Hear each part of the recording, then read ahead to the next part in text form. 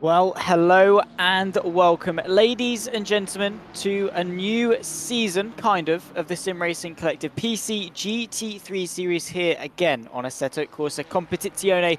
We're here for the pre-season race, so a little bit of an opportunity for these guys to dust off the cobwebs and get ready to go for another 6 weeks of back-to-back racing action. It's myself, Zach Sweeney Kelsey Gill, alongside me once more in the commentary booth with Kieran Sharp, once again pushing the buttons and making sure the stream looks lovely and beautiful for you guys at home. For those watching on the JP Broadcasting YouTube channel, make sure you like, subscribe, and turn on the bell for notifications, but also some of you might be watching on the Sim Racing Collective YouTube channel. And again, if you're not already head over there, make sure you do head over to the Sim Racing Collective. Like, subscribe, turn the bell over for them as well. And let's get them some following as well. We are very grateful that we get to broadcast their amazing GT3 Championship here on ACC in the PC world of things. At the moment, they're in their 15 minutes of qualifying. We're going to run things a little bit differently today. Seeing it's only a pre-season race, it's just an opportunity to, as I say, dust off the cobwebs and get themselves prepared for a season of racing. It's only 15 minutes of quali and then a 30-minute race with no pit stops, so a little bit easier. Kelsey, welcome in, of course. It's a pleasure to be with you once again in the commentary booth. A lot of returning familiar faces, but also some new guys into the mix as well. Be interesting to see how they bed in here today. Yeah, hello Zach, hello everybody in the chat as well. Scar, Tony Fresena and Ria Raccoon all in the chat at the moment as well. Good evening everybody. Yeah, it's nice to be back with the TSRC GT3 Series. It's always a welcome return, I suppose, or a home away from home as we watch some cars just darting in amongst themselves trying to get some track position to set in some laps. But yeah, there's plenty of old faces, plenty of new ones as well. The old Italian mafia, as we've been calling them, are back out on the track as well, so plenty of Italian liveried cars to be looking at. And well, speaking of livery, Zach, it's there'll be some new ones out there to have a look at, and this is Bruno Zanchi, the Swiss driver. That's quite a nice little livery there. Yeah, it looks all right. I like it. I like the colours. It's very striking. I'll give it that. The yellow. Not too sure about the yellow, but the sort of I suppose it's meant to be lightning, I guess. Yeah, sure. Yeah, I think so. Ka-chow. Maybe it's Ka-chow, absolutely. He's not the 95. That would have been a better touch if he was, but he's not, unfortunately. But yeah, I like it. It looks nice. It gets the point across. Definitely catches your eye, I suppose. As Kelsey said, welcome into those watching along. Yeah, never-ending winkle face. Ka-chow, nice. Got us to it. Welcome in, obviously, to Ria Raccoon, who, again, wait, did she say she's, no. Oh, wait, no, she still is at work, as per usual. Yeah, absolutely. Cool, awesome. Busy as always, I'm sure, watching some good old pretend race cars. We've got, of course, a lot of new faces into the YouTube chat as well, again, on JP Broadcasting and on the Sim Racing Collective, so definitely do give us a little bit of a shout on both. Let us know where you're watching from, who you are, and who you're rooting for here today. We're here in Barcelona, of course, so no points on the table, Kelsey, but sort of, as I say, a good opportunity to bed in, to really sort of, I suppose, understand where you rack up going into the season. Yeah, it's time to sort of, like you say, dust off the cobwebs, get a good old, sort of get out on the circuit, stretch your legs, and well, what a circuit they've got to navigate. It's one that I think offers a lot of mixed opinions. It's a bit like Marmite, this track. You either like it or you don't. I've always been teetering in sort of both camps with this track. It's one that's got the technical element, and it's also got those fast flowing areas. You've got sector 1, of course, where you're sort of, it's high speed corners and there's a lot of load going onto the car, and it's actually quite nice to drive. And then there's the tricky turn 7 and 8 run up the hill into 9, and then it's all the way down to the twisty technical sector 3 with turns 10, 11, 12, 13, 14, 15, and the final corner 16 being probably the least challenging of them all.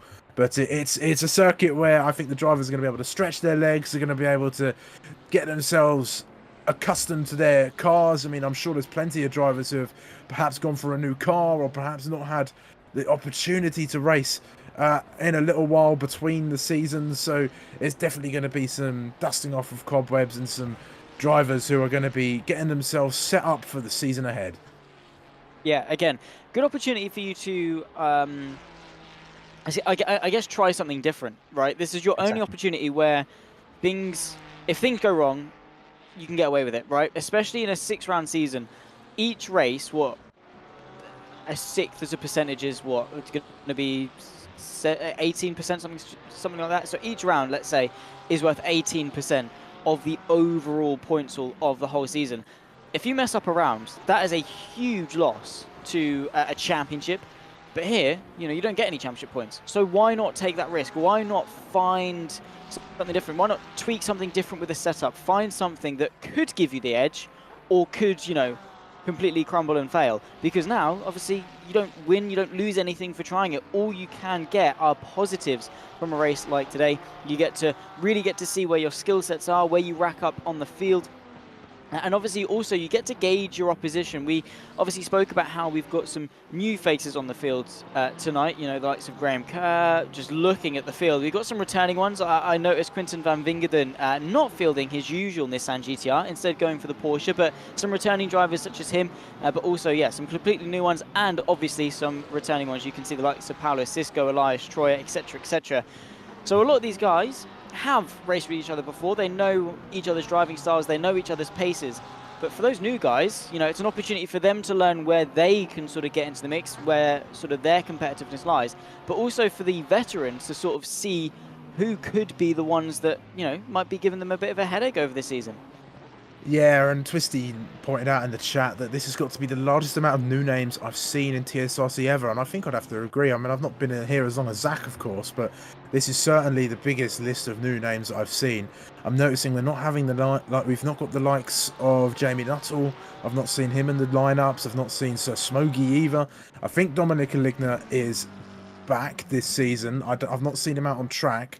But he's there on the sim grid that I've had a look on, so we'll hope to see. But I think what I'm most excited about, Zach, is to see all these new drivers, see what they can do against familiar faces. Like you've got your James Wrights and your Maurice Strikers and your Vangerdeners as well, and all of these other drivers are coming in to try to sort of challenge the others, try and find their way into top positions, and it'd be interesting to see who comes out on top and what sort of championship battle we're going to have. And there's no better place to do it in a pre-season race.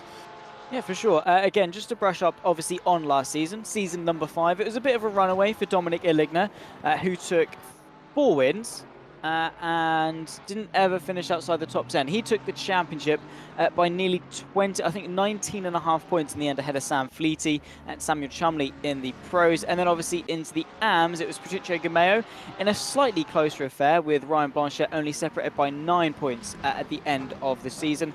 But yeah, not used the usual season was season 5. It was a very dominant run for the pro winner, which is something we're not been sort of too familiar with. I mean, I suppose Smoggy not really getting off to the best of starts, missing around and having a DNF didn't help his case. Jamie Nuttall, the reigning champion from season 4, going for a different car, again sort of spaced out the field a little bit. Hopefully, sort of with so many uncertainties in terms of the new cars and the new cars, and by that I mean the new drivers, the returning ones maybe trying to get a step up, a bit of a shaken up calendar as well. We've not got any new circuits. These are all circuits that the TSRC has gone to before. Maybe that experience and the fact that we have got some new faces to shake things up could well result in quite a close championship as the season progresses. Yeah, it certainly could, and it's just going to allow for a larger mix-up. I think it's probably, I'd imagine I've not actually counted the numbers. I might have to go do that at some point, but I think there might be more new drivers than there are returning. But someone will have to correct me on that if I am wrong. I'm looking at you, chat, or anyone else perhaps. Because they know better than we do. They do, they do. And you know, where would we be without the chat? Really, we'd be sort of commentating with our hands behind our backs. I mean, that's I guess Well, kind of that's easy, easy but enough. I was going to say we don't really need or our maybe hands unless we're. blindfolded. I don't know. I don't know how you do it. Yeah, I don't really. Yeah, maybe. I was going to say unless we do some sort of M&M stuff with our hands while we commentate, which to be fair I do, I then do as it well. won't matter when we're commentating with our hands behind our backs. But it's fine. That's what I did when I was in London for Formula E. Anyway, I was just stood there really awkwardly, especially on camera with my hands. Just I didn't really know what to do with them, so I just sort of kept them by my side. So yeah, you can get away with it, I suppose. But anyway, yeah, in the literal sense with YouTube chat, we do appreciate it, and yeah, it's nice. Haven't seen. Hang on, have we seen? Haven't seen Jack Southfield back onto the field, which is a little bit unfortunate. Maybe Spain's a bit too hot for him. Maybe he's not got a high enough SPF. That's obviously why he's not here. But talking of the calendar ahead, let's touch on it because we haven't already. We've got 4 minutes left in qualifying. They had their evaluation race a week ago at the Hungaroring to sort of decide who's a pro and who's an am, essentially. We're here for the pre-season classification race. I think this is just a final chance to prove your worth and see if you do deserve to be in the category you are. And as we say, just a good opportunity for us to gauge where people are at. For round number 1, we head to Spa. Round 2, we head to the Nürburgring for the second time in TSRC history, being at round 2 for the Nürburgring. Halfway through the season, we head to Imola. Donington Park, once again, a UK circuit, back to UK circuits for the sprint race. We've gone to Silverstone, Brands Hatch, Alton Park, and now Donington Park in terms of sprints. Last season, we went to COTA. Round number 5 sees us take a trip over to New York for Watkins Glen, and then we round off the season with Kyle Army on the 2nd of November. So a lot of decent circuits, Kelsey, and I'll be honest, I think one of the best calendars we've had yet. Yeah, I think there's a lot of high speed. There's a lot of technicality thrown in there as well. I mean, obviously you've got Spa being a very high speed circuit with a nice little technical sector too, and then the Nürburgring. I think we saw last season, I think, or maybe I'm thinking of a different series, but I definitely remember watching some GT cars go around the Nürburgring fairly recently. Imola, of course, we know how technical and tight Imola is, and that's going to be a nice little midway point of the season. Donington Park, we did. I thought so. Round 1, yeah. So we're returning back-to-back seasons then, and for the second round. So I am remembering rightly. I'm not getting too old in my old age. I mean, I'm older than you, but I'm not that old actually. But anyway, Donington Park for the sprint. It'll be a welcome return to a great British circuit, which is always produced some great racing. And then Watkins Glen is always a thrill. And then Kyle Army to round things off. I think it's going to be an excellent season of racing, Zach. It's got everything you're going to want from racing circuits. And I think I'm just getting more and more excited to see what these drivers can do. And it's looking at the moment, it's Casali leading the way in the Ferrari, car number 21, 2 tenths ahead of Thompson. Then there's Sharon, Degani, then there's Zanchi, another Sharon as well, both Y Sharons. That's not going to get confusing. With Austin as well, with your top 7 being under a second of each other. Yeah, already showing some pretty promising signs. And to be fair, quite a long circuit, nearly 2 minutes in length. So to only be separated by a second, fairly impressive. I mean, the top 23 only by 1.6, which is, pretty impressive. Of course, it's a new season. Same Andrew Pike in the YouTube chat giving us some good old lovely Andrew Pikeness alongside Handsome Stu. They sort of bounce off each other very interestingly. And I basically did completely just pikey his comment of lots of new drivers, but same old Zach though.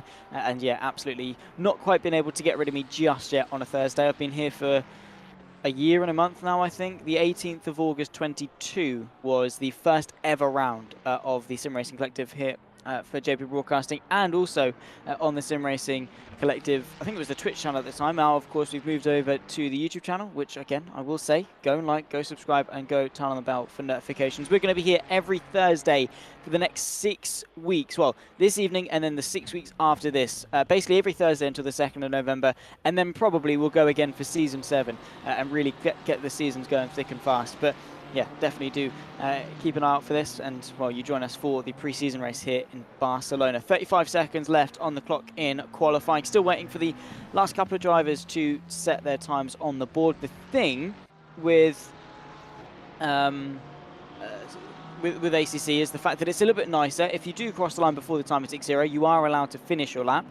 But as soon as the checker flag falls, as soon as you cross the checker flag, you will obviously then have to finish your session. So for those sort of not at the final chicane now, will probably be on their final run. Sassali, for the new Italian driver, I believe, to the Sim Racing Collective, in his very lovely Ferrari, looking very menacing in all fairness here in that 21 machine. As you say, Kelsey, 2/10 quicker than Thompson at this stage in the qualifying session. Can he improve as he runs his way through the final chicane for the final time in qualifying? The checker flag waves. This is going to be everyone's final attempt. The 42.9 is the benchmark. What can Sassali do and what can Thompson do? They're the only two inside the top 5 still on the circuit, and he stretches the advantage. 1 minute 42.7 to beat.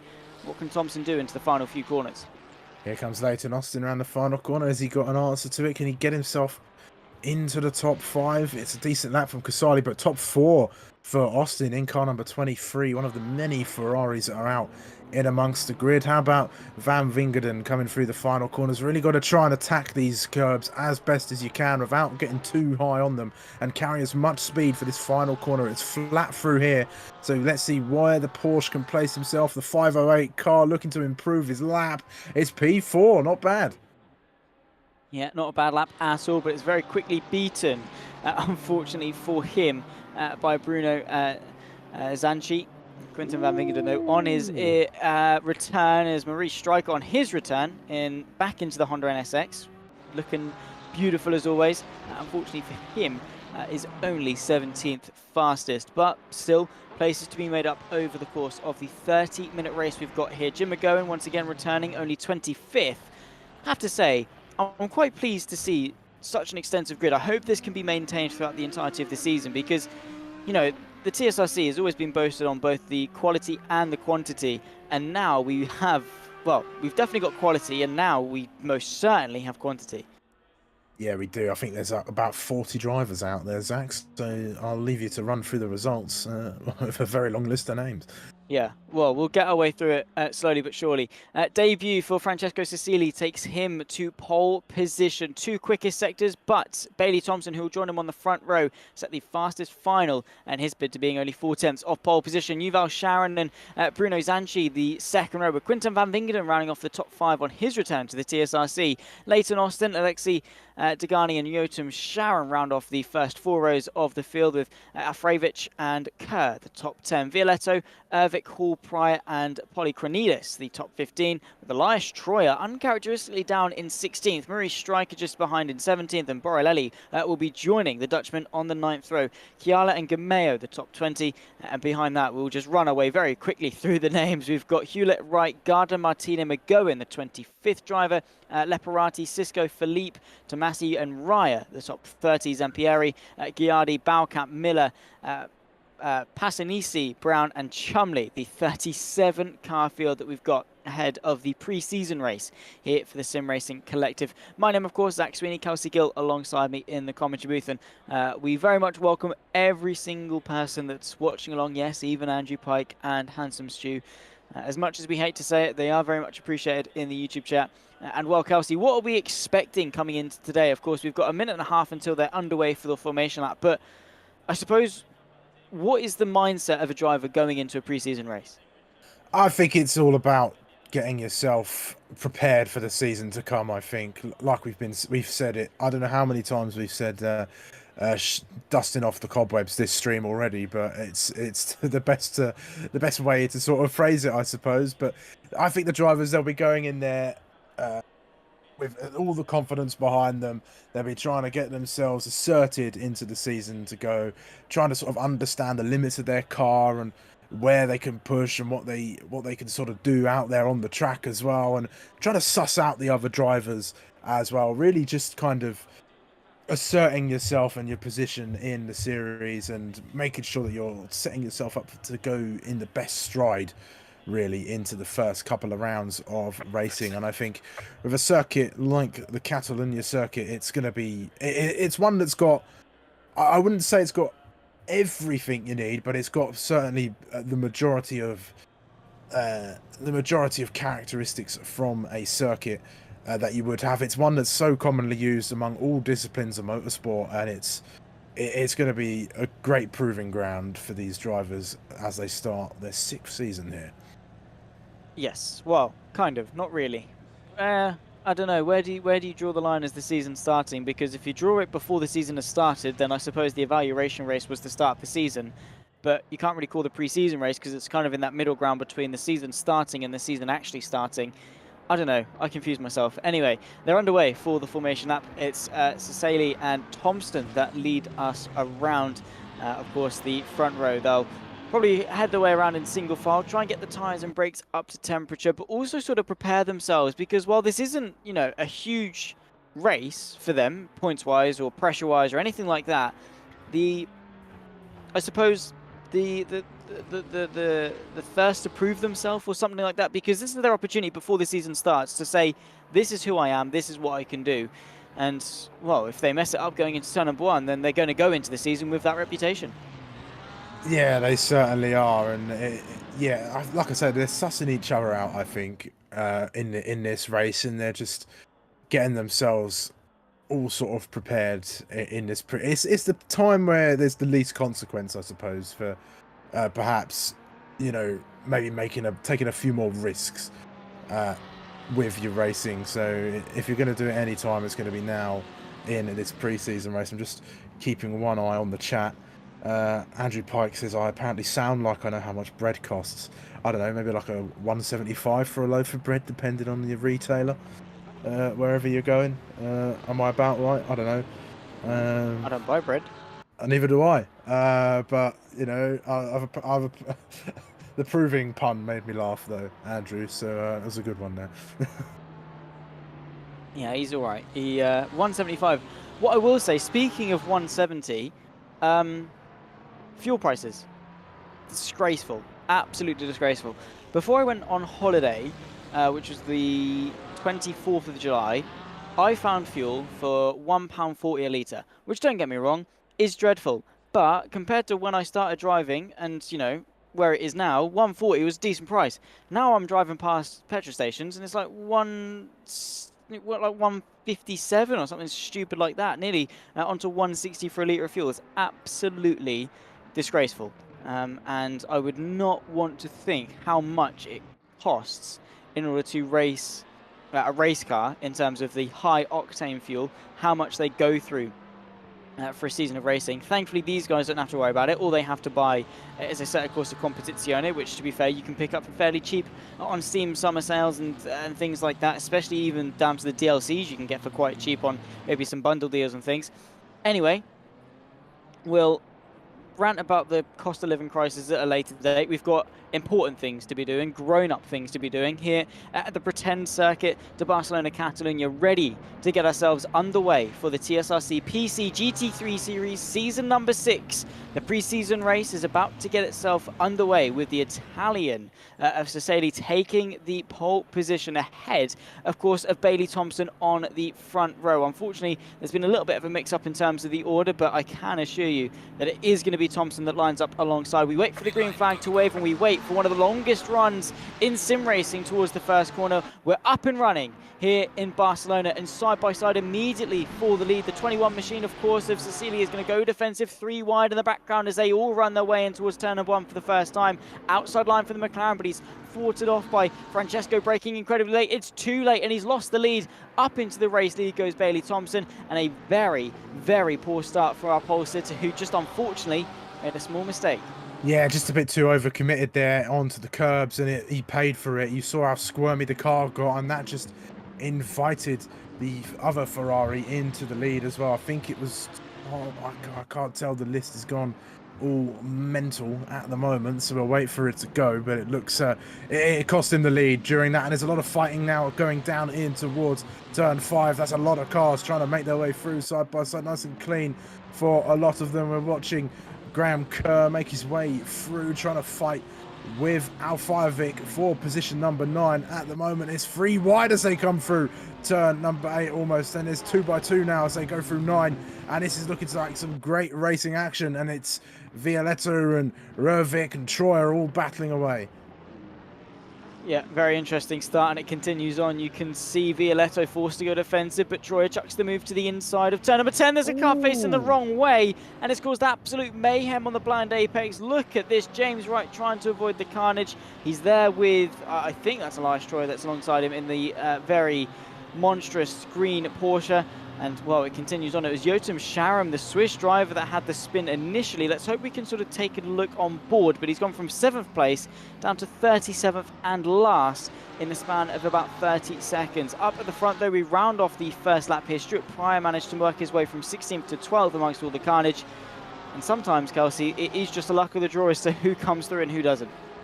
Yeah, it is. It's, you know, when there's so many cars out on the grid and an incident like that happens, it's just, you know, if you can get out of the way, then you're in state, I suppose, aren't you? You're able to do it. But if you get caught out, it's just one of those things, especially lap one, and a close lap one it was, as far as that little incident was concerned. Here's Austin looking for the move down the inside. He's going to go side by side, bit of paint exchange between the two of them, and that's Austin through on Degani in the Mercedes, and it looks like he's under pressure now from Zanchi behind as well, as they're battling their way through on this second lap of the race. Here's some action between some of the Italian liveried cars as well. I think that's Zampieri battling away with Jim McGowan and his purple Ferrari.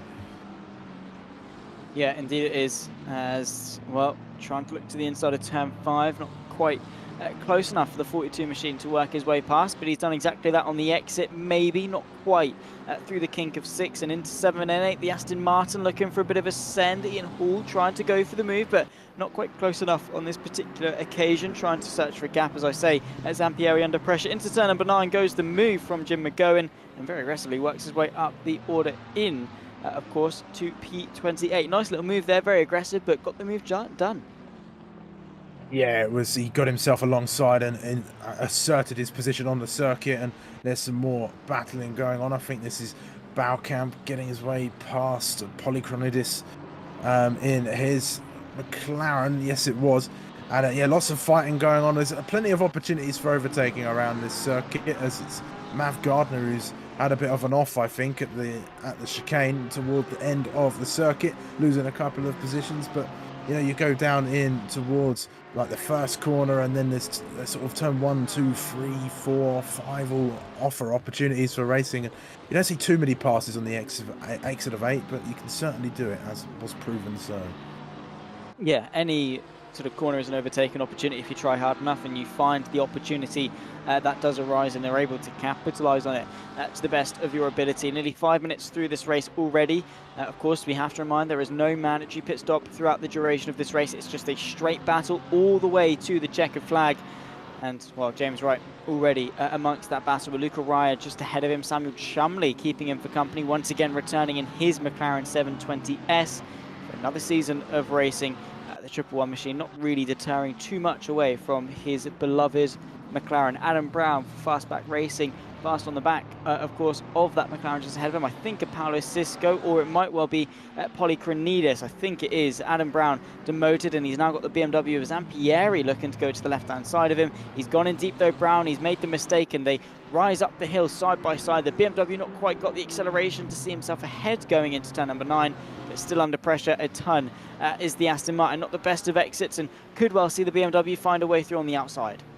Yeah, it was a very wide exit, and it slowed him down a little bit, lost some momentum, and there goes the BMW all the way around. And trying to go under was car number 16, but made contact instead as he sort of cut into the racing line of Adam Brown. That was a bit of a scrappy little move there. That wasn't the best of attempts in towards turn number 10, and Brown's lost places because of it. And we're looking toward the top 3 now, Zach, and it looks like Sharon's putting some pressure on to Casali in P2. Thompson's got a bit of space in between the two positions 2 and 3 just behind, but they're going to be left to fight amongst themselves while Thompson runs away with this in the McLaren.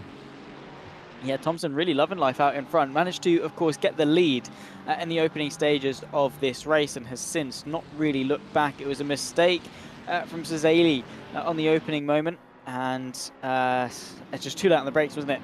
And that just allowed Thompson to take the race lead, and as I say, has not waited around for an opportunity to see a counter-attack. He's just gone and gone and gone, and will hopefully for him continue to build upon that gap. Fight a little bit further down though, James Wright, Luca Ryan, Samuel Chumley still battling away, but with a little bit more company now as Ian Hall and Matt Gardner get themselves into the mix. 1, 2, 3, 4, 5 cars all in contention for 18th place. It's a long way down the order, Kelsey, but the great thing about the TSRC is that no matter where you are on the field, no matter how good or slow or quick or alien you are, there is always someone to battle with.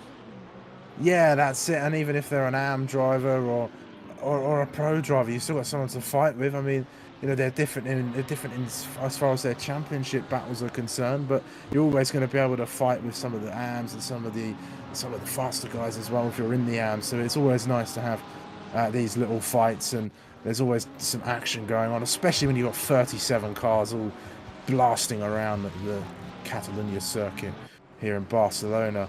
And oh, what's happened to Chiron? He's come all the way down. I think this is the other Chiron, actually, if I'm mistaken. There he is. This is your turn 1 incident of it's like the M25 on a daily basis. Yeah, I would say so. Of course, I think just lining up the rears on the exit of turn 10, and at that point you can't really rejoin the circuit. You've got 20 other cars trying to find their way past, while you're trying to find a way on. It's a slightly blind apex because you're not really looking past the corner until you're at the apex, and then by the time you are at the apex, it's too late to react. As Thomas Ervik looking to go to the inside of Violetto. The two run side by side. The Norwegian on the outside, Violetto managing to hold Fab on the inside of turn 5, but the up and under firmly on for the 37 machine of Thomas Ervik, who as it stands, not quite able to find a way through to promote himself inside the top 10, but that opportunity could well be arising soon. Maybe they could work together and get onto the back of Quinten van Wingerden for an extra place each, but let's have to be mindful that this is for the AM victory. There are 2 separate races going on. Well, 3, I suppose. You've got the Pro, the AM, and then the overall all happening at once. The move for the lead, though, potentially could see Ervik promote himself into both the top 10 and into the AM victory as it stands, but well, Violetto's got it covered for now. Yeah, tried to brake late, tried to scare Violetto a little bit into the braking zone, I think, but he wasn't having any of it, was he? He held firm.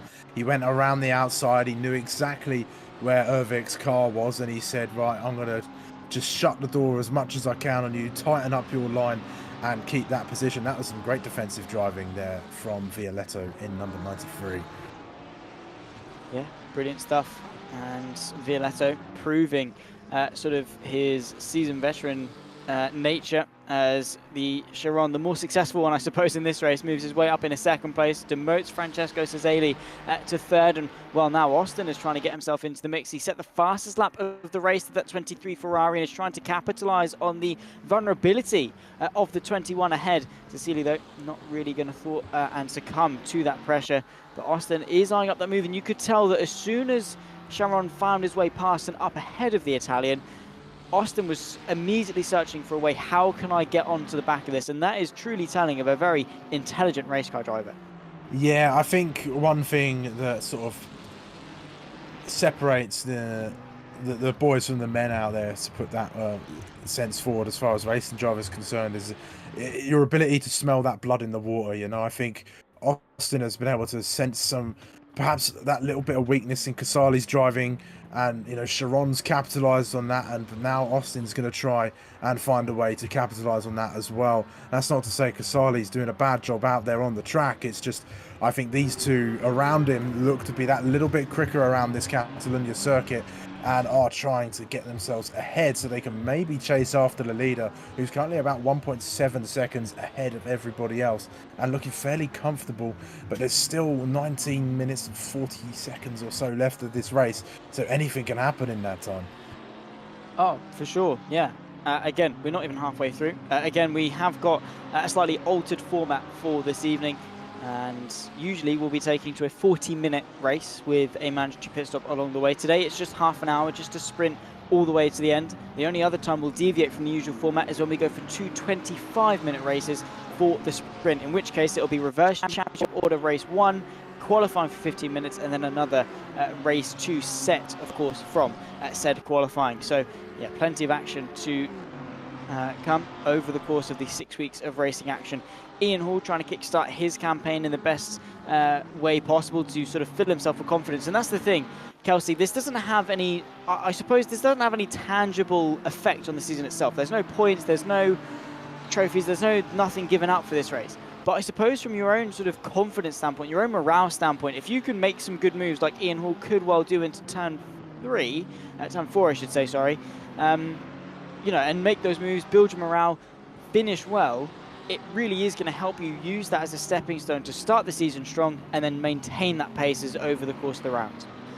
Yeah, certainly. I mean, they're not really fighting for the results out there as such, as far as the championship and points go, but those confidence levels going into a season that is upcoming, it's very important, actually, you know. And I think some of the best race car drivers are those who can maybe have a bad result and, you know, just go out and race and perform to their maximum at all times and not really let the results hamper their performance. But, you know, we're all human at the end of the day, so, you know, having a bad race is really going to, it can have an effect, and it does tell in the race car. We've got a little bit of side-by-side action going on in the lower down positions. I think that's Ian Hall defending in the Aston Martin from right, and Gardner going side-by-side there. Straight over the curb goes the Porsche, and that's going to invite someone else into the fray as well. It's Matt Gardner. He's got Tomasi now as well. There's a big train of cars going on. But yes, a good result. Confidence going into the season is really going to be something to aid you as you're starting off your season campaign. And I think, yeah, it's what this pre-season race is going to be able to foster for these guys. Oh, well, for sure. Too wide, too deep in the fight that we're seeing. A little bit further down the order, Ivan Tomasi side by side, as you can see, with the Italian livery Ferrari, I believe, of Chiara. And Martini trying to go the long way around as well, get himself involved in the mix. Beautiful move if he can keep us fit in the long way around. Ivan Tomasi, though, still the fight's not done yet. He's got to be brave on the brakes and go the long way round into turn 4. Beautifully done, a little bit deep on the exit, but is able to keep his composure and keep that 23rd position side by side, as well as a hard-fought fight between Chiara and Martini just in behind. No way through as it stands for the 27. Chiara doing a brilliant job of defending, albeit second time lucky, as Tomasi was the one that was able to find his way through. Just ahead you can see James Wright and Matt Gardner fighting over 21st place as the 11 machine of Wright. Again, trying to put a little bit of pressure on. James Wright fielding a Lamborghini, I believe, for the first time in his TSRC career. So again, a good opportunity for these drivers to bed themselves in with new chassis, because there are huge differences in the drivability of each one. Yeah, exactly. And, you know, that's another bit of randomness, I guess, or a bit of jeopardy, if you want to call it that, that comes into these races with the GT3 cars, is that because, you know, there's so many different manufacturers out there on the field, and there's just sort of so many sort of different ways of driving to sort of learn in these cars, that each car could perform differently at every circuit. You know, one day could be the day of the Ferraris, as we see Sharon go up the inside of Jim McGowan in his Ferrari. You know, or it could be, you know, the next race, it could be Lamborghinis that are doing better, or Porsches that are doing better, as Borelli losing it through turn 2 there and lucky not to collect anybody with him in the 305 machine, and going to be right back on the back of Elias Troyer in his number 80 Porsche. But yeah, it just adds that little bit more, doesn't it? It's a little bit more of a lottery when it comes to it. You know, there'll be some cars that go better around this track. I think the Porsche is what comes to mind, is one car that does like this Catalunya circuit, and can maybe gain that lap time, especially coming through turn number 4. But then you've got something like the Bentley, which you might have to sacrifice a bit more time because it's a bit heavier, it's a bit more, you know, you've got to really wrestle it a little bit more than the Porsche, which is quite nimble out there on the track. So you've really got to adapt your driving styles to the car you're driving and to the circuit you're on as well. A little bit of a mistake there from Matt Gardner. Could see James Wright catapult himself into 21st. It is indeed going to be able to see the Lamborghini ahead. But yeah, absolutely. And you have to remember, these drivers, once they're in a car and they've committed it to the season, they can't then just go, oh, but I want to drive the Lamborghini this race, and then, oh, I want to drive the Mercedes this race. There's absolute carnage has happened for Stuart Pryor a little bit further down the order to see him down a couple of places. We're going to check it out now. You can see trying to go the outside of the Porsche, but then trying to get the up and under, tagged round by the Ferrari. and then rejoins the circuit 2 places down where he was a few moments ago. But obviously coming back to that point about car choice and things, they can't chop and change. They have to choose a car and stick to it for the entire season. So you've got to make sure you're making the right choice.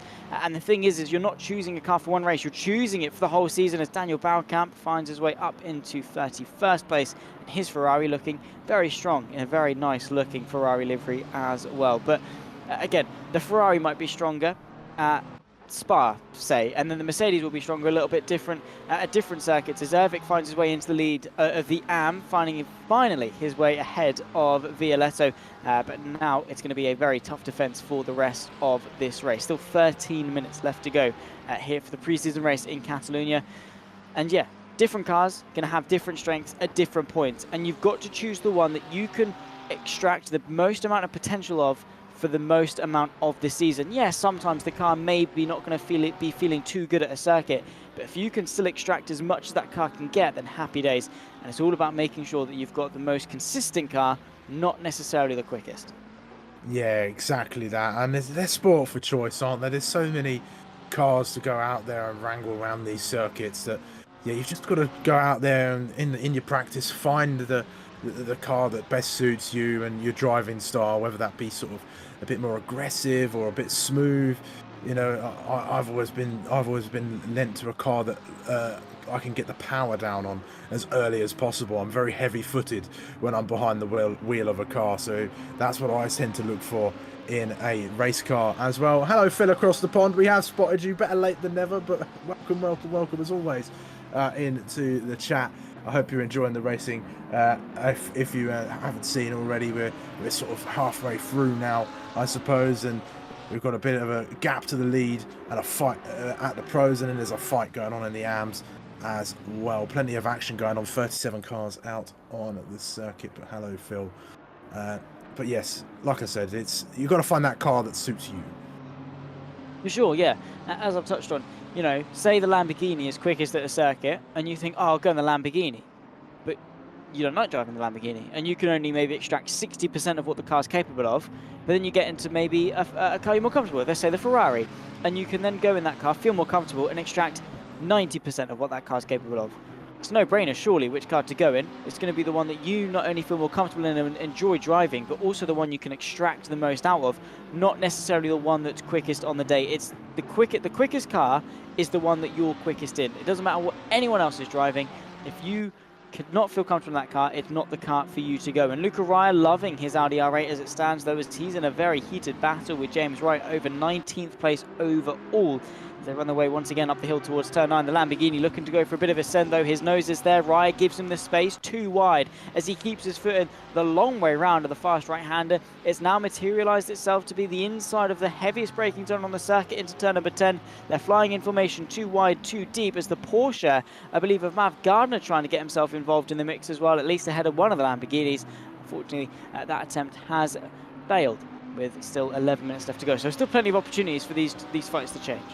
Yeah, this is the spiciest fight out on the circuit there at the moment, as well as the fight for the lead in the AMs. But there's about 5 cars all jostling for P19. Luca Raya doing a great job to keep them all behind, as it looked like Stuart Pryor cutting the corner after maybe making a little mistake through the chicane there. And one thing I didn't touch on, Zach, is I think that this pre-season race will do for the drivers, it'll be a chance for them to just have fun, let the hair down a little bit, I think, as well, and actually get hyped up for the season too. So they're going to be doing that out there today a lot, I think, and we're seeing that in some of the racing that they're having. And this is the fight back at the front of the AMs. It looks like Arvik's got himself in ahead of Vangerden, and now Violetta and Hewlett are fighting amongst themselves. Yeah, brilliant battle heading on, and you're right, sort of to allow them to sort of let go of the reins and run loose with things out on the circuit. It just allows them the opportunity just to chill and, you know, have a low pressure environment. And yeah, obviously throughout the season we might see some pros fighting with some AMs, but usually they're going to keep to themselves because they're not going to gain any points for fighting with each other. Here today, though, everyone's fair game. If you can go for a move, go for a move. Go out there, have some fun, enjoy yourself, and, you know, go for those moves that you might not do. Because even sort of in the joking sense of, oh yeah, let's go out there and have some fun, there is still some things to be learning. you know, sort of who can you go for those moves on? Who can you trust? Who's going to give you the space? Who's going to be aggressive? But yeah, Andrew Pike, amongst all of his mischief in the YouTube chat, has commented on the fact that it is an actual fantastic race that we've got going on here for the pre-season battle here in the Circuit de Barcelona, Catalonia, of course, here in Spain. It's been a brilliant race so far, and well, we've got 6 more after this, Kelsey, over the course of the next 6 weeks. Oh, actually, no, we've got 7 more after this over the course of the next 6 weeks. And well, if this is anything to go by, I think season 6 is going to be one to remember. Oh yeah, for sure, and especially if we can keep these numbers up as well, it just means there's going to be so much more action to try and digest and put out to you guys there watching, and it's all good fun, and I can't wait to really get stuck into this season as there's a bit more fighting going on. That looks like who's ahead of a striker. That's Hewlett and Violetto going at it again through turn number 4. But there's plenty to sink our teeth into. They're still side by side, actually, as it looks like that's Violetto's corner, and he's going to get himself ahead of Hewlett. I think that is in the Porsche. It's the colours hard to see the lights on it, but you can tell it's a Porsche if you get a good look.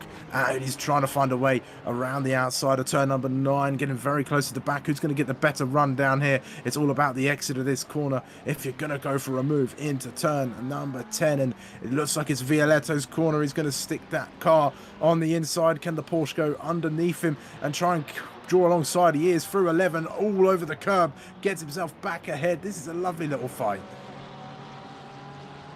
Yeah, again, just great respect given between everyone in this particular battle. Van Vingeren actually able to get himself inside the top 10, so maybe combating that name of Quinten van, I don't even know what Andrew said, what is it, Luzerden?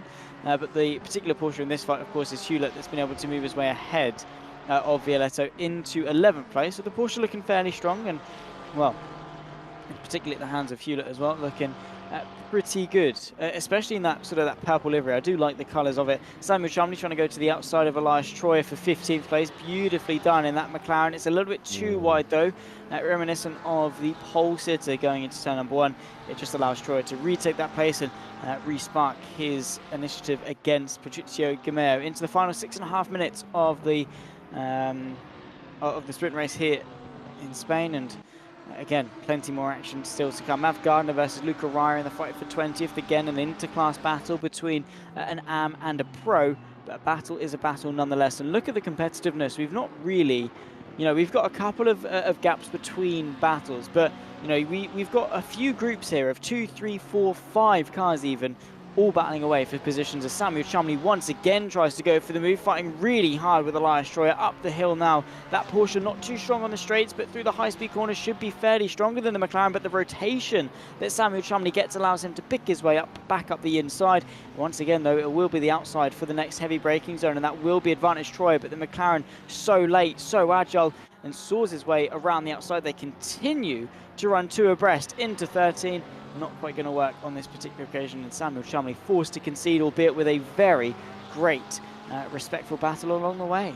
Yeah, pushing that Porsche through is Samuel Chumley. He's so close to the back, he's almost merging himself with the bumper of that green dinosaur-looking car, I think it was when I saw it in qualifying. But these two having a lovely little respectful battle out there on the circuit. And it's actually interesting you bring up the classes, Zach, because I think there is every chance that after this race some of the drivers might be mixed into some different classes. Perhaps maybe someone will be promoted up or someone down, as Chumley looks at the outside again, loving the outside parts of the circuit in his McLaren. Can he get it done this time? Bit of contact as he gets spat out by the curb of turn 2, but it's all as clean as it could be in that instance, and Chumley's through. He's going to have to try and defend from Troyer now, though, I think, as Troyer's not giving this one up just yet. And keep an eye, Borelli is lurking in the background as well. He could get through, but it looks like Troyer's gone for a little Tokyo drift through turn number 4, and that's really going to upset his run now, and he's got to turn attack into defence. He keeps Borelli at bay for now. He won't want to make too many more of those mistakes with 4 minutes left. No, absolutely not. It's going to be difficult.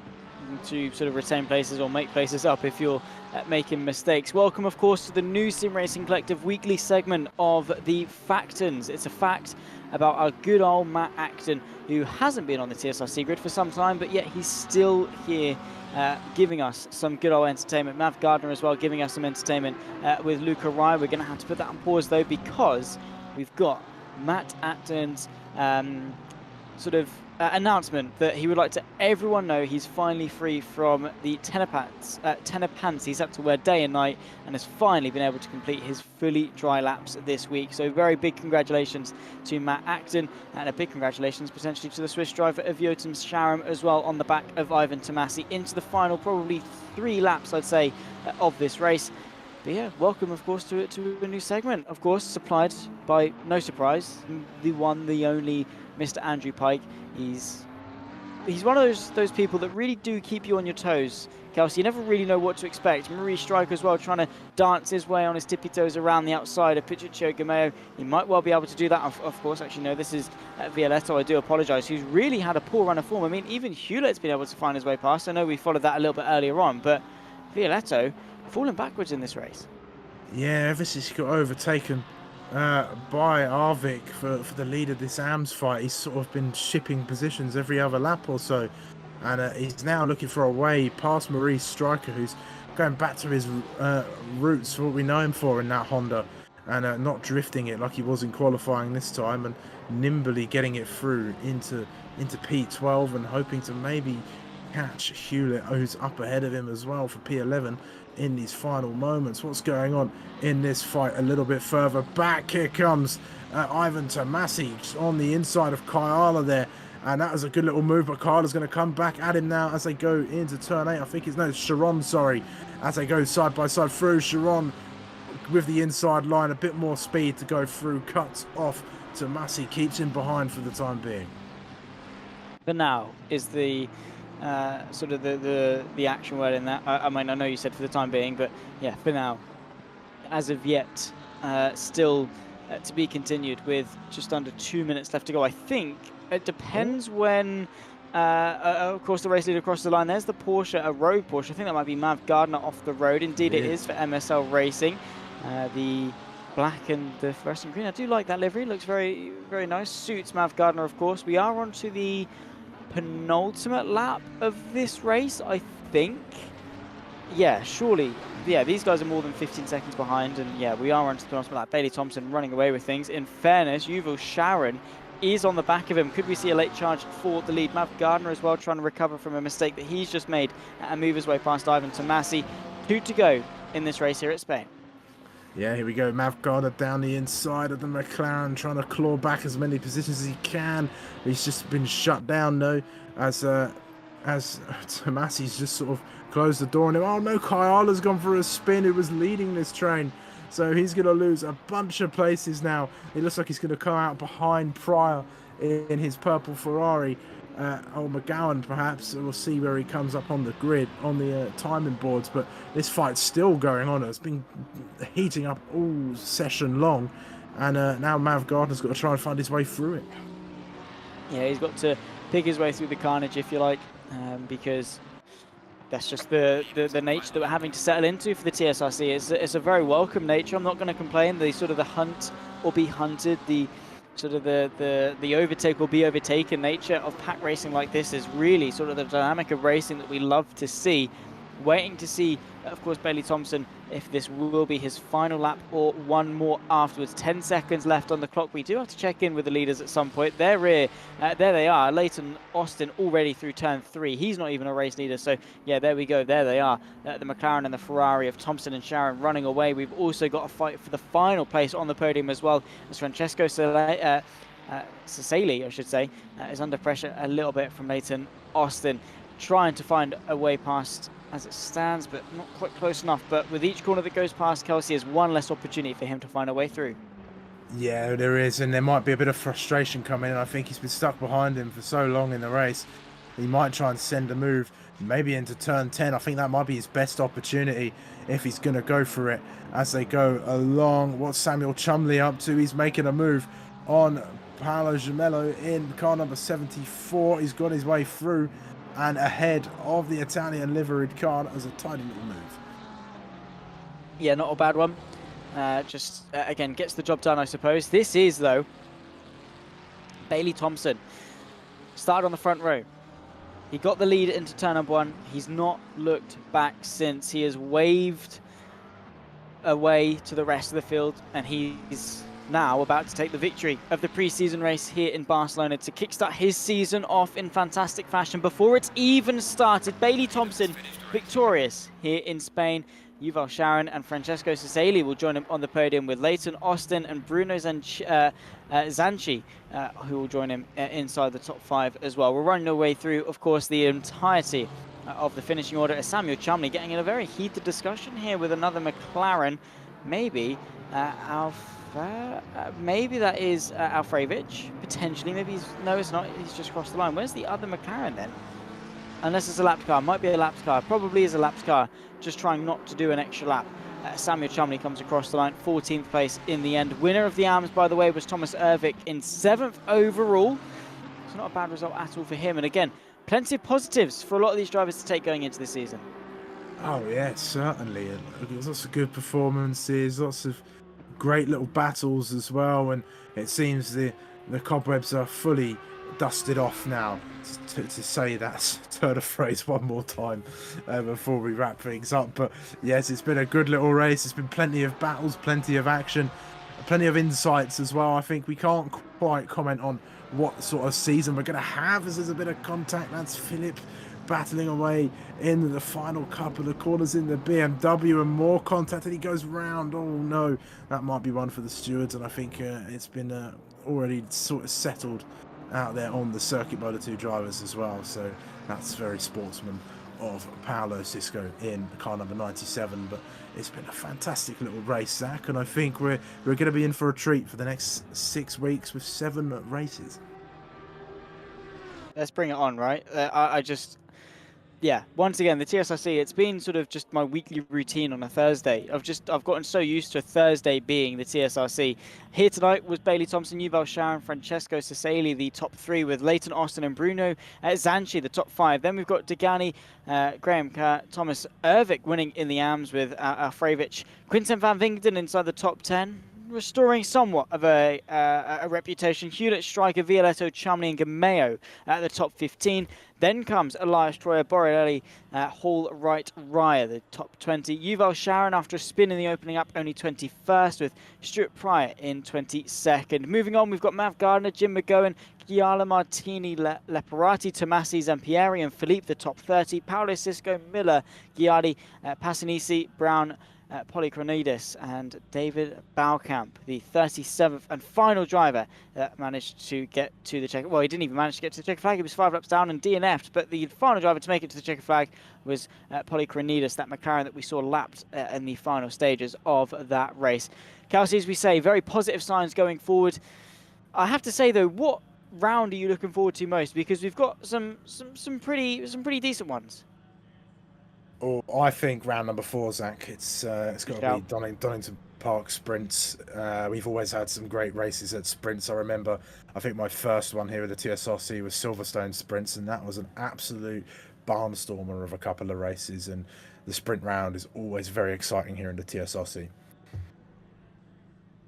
It is indeed. Well, unfortunately, ladies and gentlemen, that is going to round up our coverage of the TSRC PC GT3 Series season number 6, the preseason race, of course, here in Barcelona. It's been an absolute barnstormer. Well, we look forward, eagerly anticipating the first round of the season in a week's time. We'll take to the Circuit de Spa-Francorchamps before beginning our 6-week voyage around the globe. It's a trip through Europe. Initially, of course, from Spa to Germany for the Nürburgring, Italy for Imola, to the UK for Donington Park. Then we take a trip across the Atlantic to Watkins Glen and round off the season in South Africa's own Kyalami. It's going to be myself, Zach Sweeney Kelsey Gill, taking you along for the ride throughout the season, with Kieran Sharp pointing the cameras and making the broadcast look pretty for both you guys on the JP Broadcasting YouTube channel, which if you are watching over there, make sure you like, subscribe, tell the bell on for notifications to not miss a single thing that comes your way, because we've got absolutely everything under the sun when it comes to sim racing. So always make sure you're keeping an eye out for the upcoming upcoming series, events, races and rounds to come your way on this channel. But also, for those that aren't subscribed to the Sim Racing Collective YouTube channel, make sure to get yourself over there and give them a subscribe as well. They very much do deserve it, and would be nice to get them some subscribers over there as well. And if you have been watching on the TSRC YouTube channel, thank you for watching. Make sure you are subscribed. Make sure you have liked the stream as well if you have enjoyed it. If you haven't, then fair enough. Don't like it, I guess. Do what you like. But if you have, do give it a like. Goes a long way, of course. But enough rambling. We have to end the stream at some point, ladies and gentlemen. I've been Zach Sweeney. Kelsey Gill has been alongside me. From ourselves here in the commentary booth, it's goodbye for now.